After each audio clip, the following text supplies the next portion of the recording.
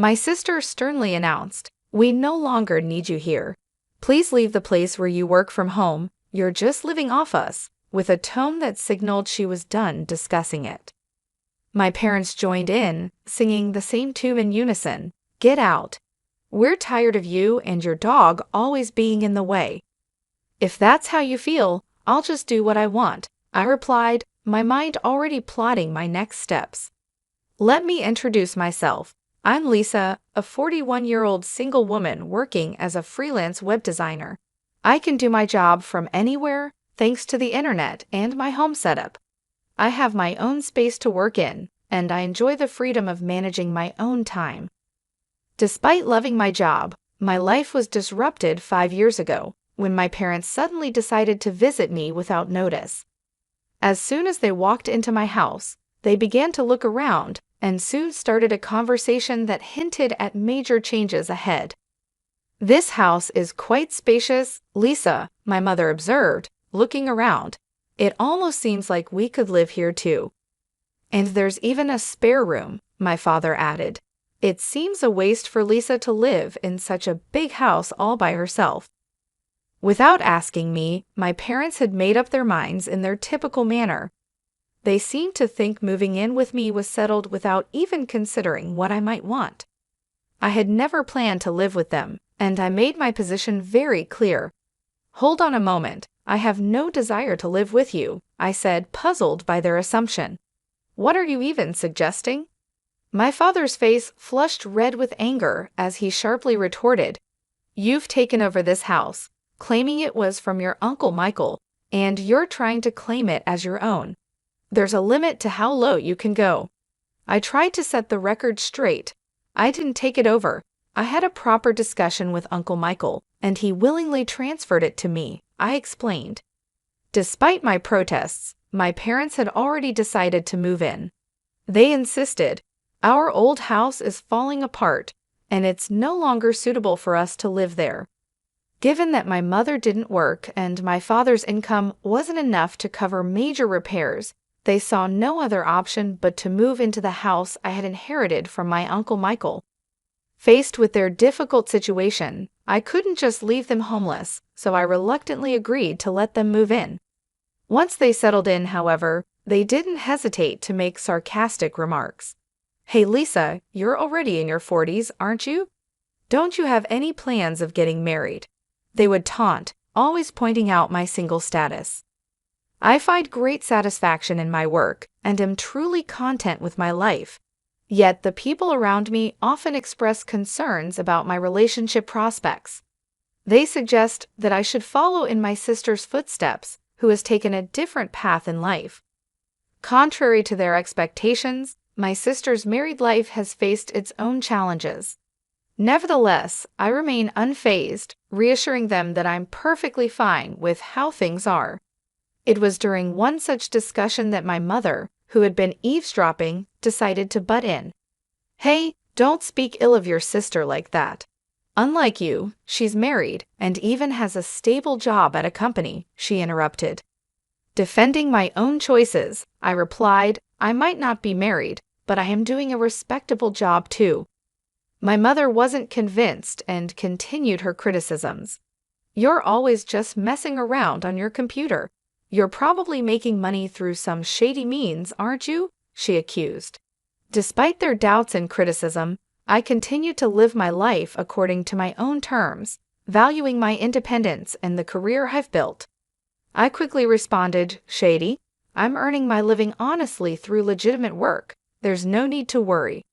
My mother was not pleased with my reply and scolded me sharply, "How dare you talk back to your mother? You really are the complete opposite of your sister." This constant comparison of me to my sister by our parents was something I had become used to. While my sister worked a temporary office job, I had chosen a different path that allowed me to work from home.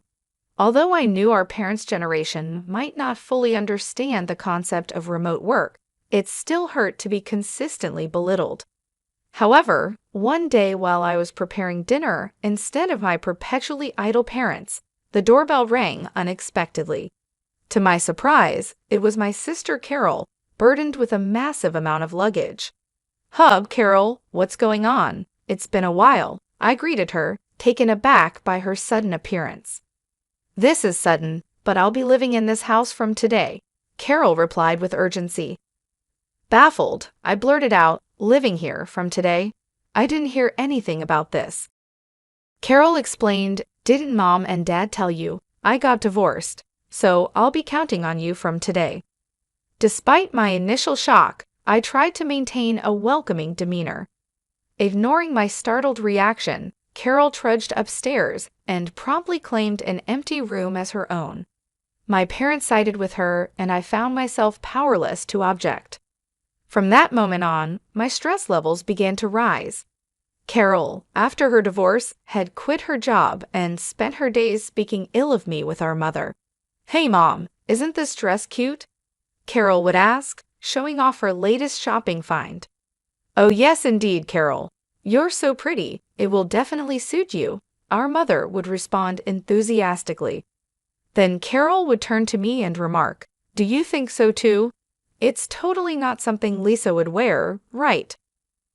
Unable to escape their critical gaze, I continued to live my life without reacting to their taunts. Despite the desire to retaliate, I realized that it would only play into their hands.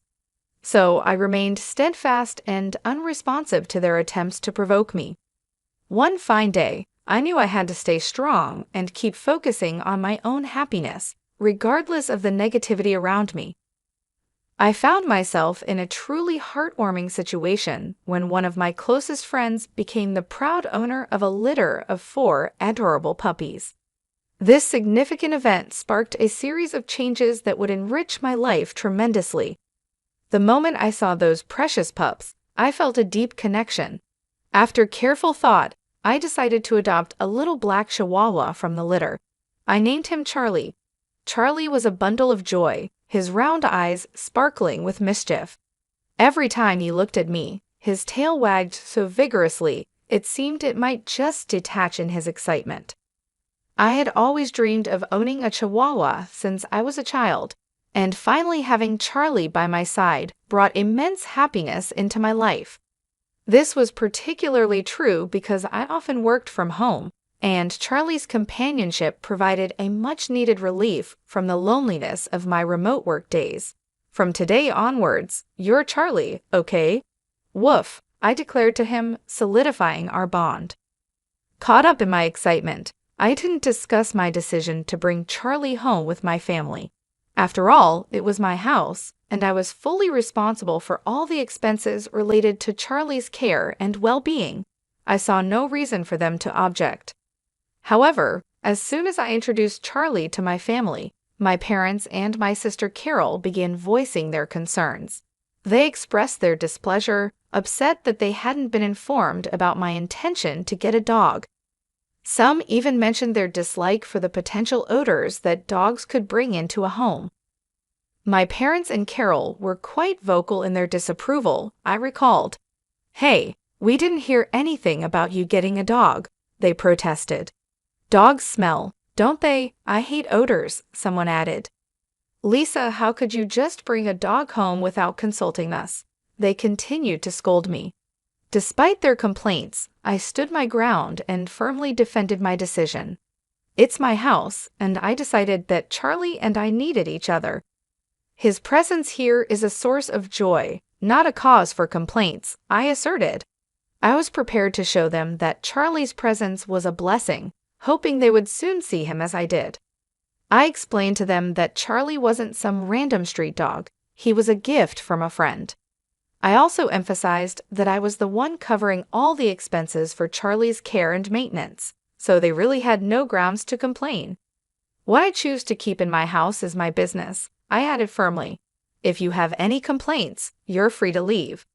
Initially, their annoyance was clear. They were visibly frustrated and upset. However, within just a few hours, a miraculous change occurred. Charlie's undeniable cuteness completely won them over. They couldn't stop doting on him, playfully asking, "Aren't you cute? Are you mummies, daddies, or are you sissies? Look over here, sweetheart."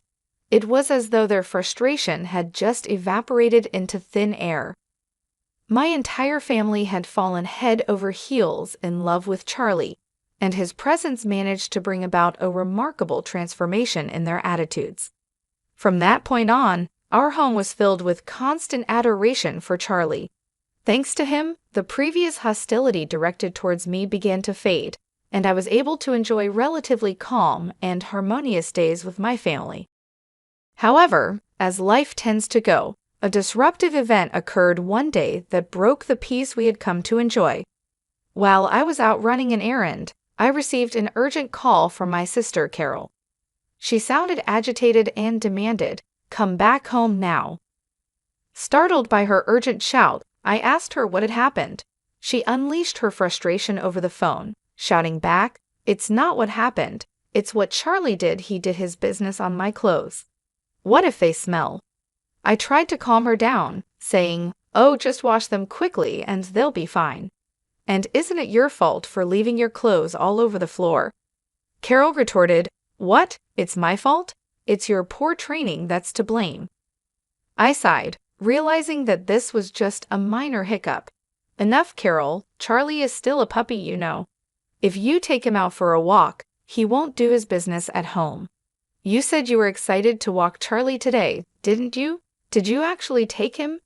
I had originally planned to take Charlie for a walk later in the day, but I didn't realize this decision would trigger a series of events that would throw my family into chaos. The core issue was that I hadn't fully trained Charlie, our beloved dog, and the consequences of this oversight were about to unravel. When I returned home, I walked into a home filled with tension. My sister Carol, clearly furious, confronted me immediately. Her anger was evident, and it was clear she had already briefed our parents about the mishap, as they too glared at me, standing amid Carol's now soiled clothes scattered across the floor. Carol, distraught, threw the soiled garments at me in a fit of frustration. "I'm going to charge you for the cleaning costs," she declared angrily. "Why should I pay?" I retorted. "It's because you didn't take him for a walk and left your clothes all over the floor." My parents quickly joined in, urging me to take responsibility. "Lisa, shouldn't you at least apologize to Carol?" they suggested. "All of this happened because of that Charlie you brought home." As the accusations continued, I couldn't help but defend Charlie. "Can't we give Charlie some slack? Puppies are like babies. They make mistakes sometimes." But my family seemed determined to blame me and Charlie. "This situation only happened because of this stupid dog," my sister snapped again. "Lisa, you made the right choice by not getting married if you became a mother. I doubt you'd raise a decent child." Her comments grew harsher, and my frustration mounted. "How dare you say something like that?" I exclaimed. "If you had taken him for walks properly and kept the house tidy, none of this would have happened." Finally, my sister reached her limit. She pointed at me and declared, "I can't take this anymore." The situation had escalated beyond simple pet mishaps to personal attacks, revealing deeper family tensions.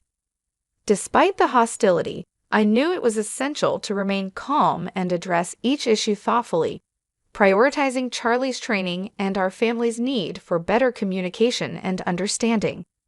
"I don't need you or this dumb dog. Get out of this house."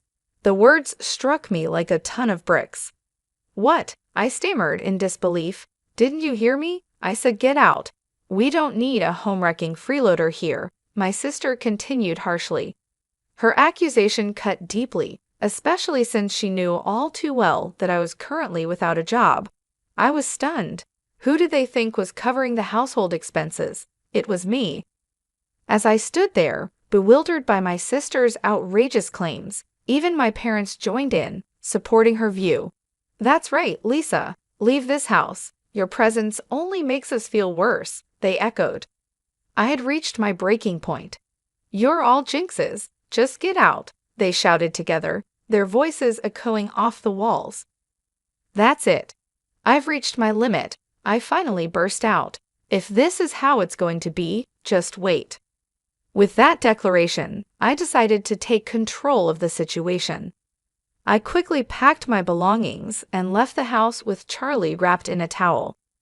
As I walked away, thoughts of revenge flickered through my mind, but I knew this saga was far from over. A few days later, as expected, my sister reached out to me in a panic. "Lisa, help! What happened to the house all of a sudden?" she asked, her voice filled with anxiety and desperation. Curious about this new twist in our ongoing family drama, I inquired, "What happened? Why do we suddenly have to leave?" "We were told to leave by the end of this month," she replied, her voice trembling with stress. The realization hit me hard, and I couldn't help but wonder if this was the universe's way of teaching my family a lesson about compassion and understanding. "Ah, so what's the problem here? Why do we suddenly have to leave?" Carol's voice quivered as she struggled to grasp the situation. "I've made the decision to sell the house," I told her firmly. I stated calmly, and Carol froze, disbelief clear in her trembling voice. "What do you mean you've decided to sell it? You don't have the authority," she stammered. "A month ago, the house officially became mine, a fact I had kept to myself until now," I explained. "Yes, I received the house from Uncle Michael, and the title is in my name," I revealed, causing Carol to react with shock. "You're kidding, right?" Her skepticism was evident. "Even if the title was transferred to you by Uncle Michael, you can't just sell it like that," she argued. "I understand your concern," I reassured her, "but right after you told me to leave, I consulted with Uncle Michael. He made it clear that the house is mine now, Lisa. He told me to do what I want and suggested I get away from the family as soon as possible." Carol was taken aback, struggling to process this unexpected revelation. "What? No way," she muttered. As our conversation continued, I suspected my parents might be listening in through the phone's speaker. Soon enough, they began to voice their objections. "Hey, Lisa, cut it out. We have no other place to live if we leave the house," they interjected, trying to appeal to my sense of family loyalty. "That's right, Lisa. It's unthinkable to do this to your own family. If you're a good daughter, show some respect to your parents," they added. With a quiet but firm tone, I responded, "Respect? What are you talking about? You've always looked down on me compared to Carol. Who do you think has been supporting your life for the past few years? You all had nowhere to live, so I reluctantly let you stay with me." My parents were momentarily silenced by my strong response. Without waiting for their reply, I contemplated the implications of my decision, ready to enforce the boundaries that were long overdue. I continued, "Who treated me and Charlie like nuisances and kicked us out? It was you, wasn't it? Trying to drive out the original resident is shameless." My father, his voice full of plea, responded, "Please, Lisa, help us. We're sorry." But I had had enough. "I don't care. Fend for yourselves," I said resolutely. With that, I abruptly ended the call and blocked all my family members' contacts. Charlie, my loyal canine companion, looked up at me with a worried expression. I held him close and whispered, "I'm sorry, Charlie, for shouting. It's all right now. I will protect you." I felt relieved that I had rescued Charlie from a family that had mistreated him. In the days that followed, I learned that my parents and sister had been forced to leave the house at the last minute despite their desperate attempts to cling to it. My father's meager income and my unemployed mother and sister made it impossible for them to maintain a decent life. Rumors circulated that my sister was constantly pressured by my parents to find a job, and their family relationships deteriorated further each day. While I had no interest in their living conditions, it was clear that their standard of living had plummeted since my departure. It was a classic case of reaping what they had sown, and I couldn't help but feel a sense of vindication. Meanwhile, I enjoyed a fulfilling life in my new pet-friendly apartment, free to work on my terms without anyone complaining. All my earnings were solely for myself and Charlie. I was genuinely content with my life. "Charlie, let's go to the dog park today," I said with a smile. Charlie seemed livelier, perhaps because that noisy family was no longer a part of our lives. From that day forward, I was determined to protect Charlie for the rest of our lives, and lead a peaceful and happy existence.